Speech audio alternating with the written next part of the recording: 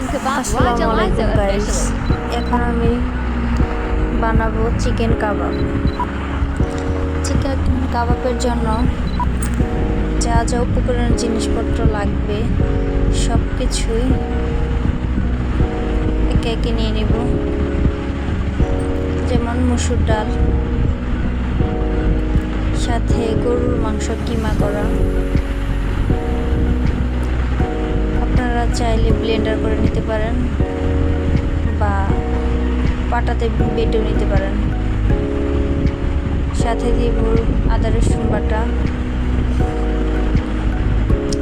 জিরা গরম মশলা বাটা, গরম মশলার ফাঁকি, মরিচ, হলুদ, কাঁচা মরিচ, পেঁয়াজ সব কিছু দিয়ে অল্প পরিমাণ পানি দিয়ে প্রেসার কুকারে বসিয়ে দিব।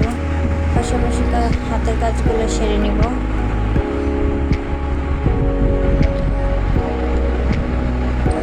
তারপর এটা ভালোভাবে হয়ে গেলে 2-3টা সিটি দিলে এটা নামিয়ে নেবেন। ভালোভাবে হয়ে গেলে এটা আলাদা বাটিতে নিয়ে পাউরুটি ব্লেন্ডারে দিয়ে ব্লেন্ড করে নেব।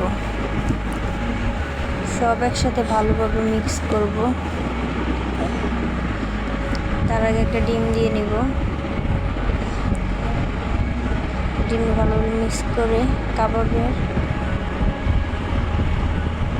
তৈরি করে নেব। এখন কাবাবগুলো ভেজে নেব। আমি ফ্রাই প্যানে তেল বেশি দিয়ে ফেলেছি, আপনারা চাইলে কমও দিতে পারেন, আর আপনারা চাইলে কড়াইও ভাজতে পারেন। ফ্রাই প্যানে যে ভাজতে হবে এমন কোনো কথা নেই।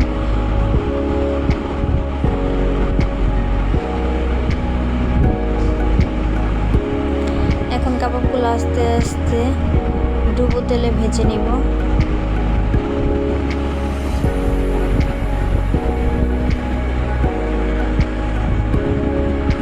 ভালোভাবে এপাট ওপাট করে ভেজে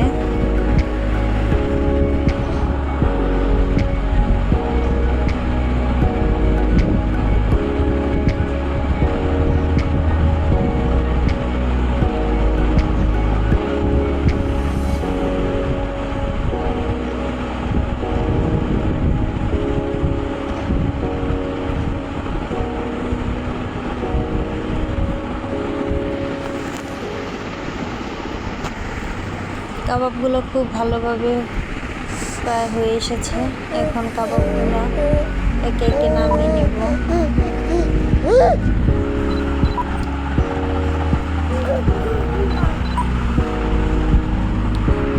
কাবাবগুলো হয়ে গেছে।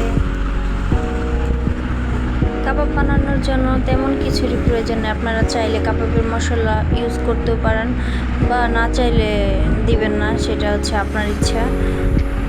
কাবাবটা কেমন হয়েছে সবাই জানাবেন।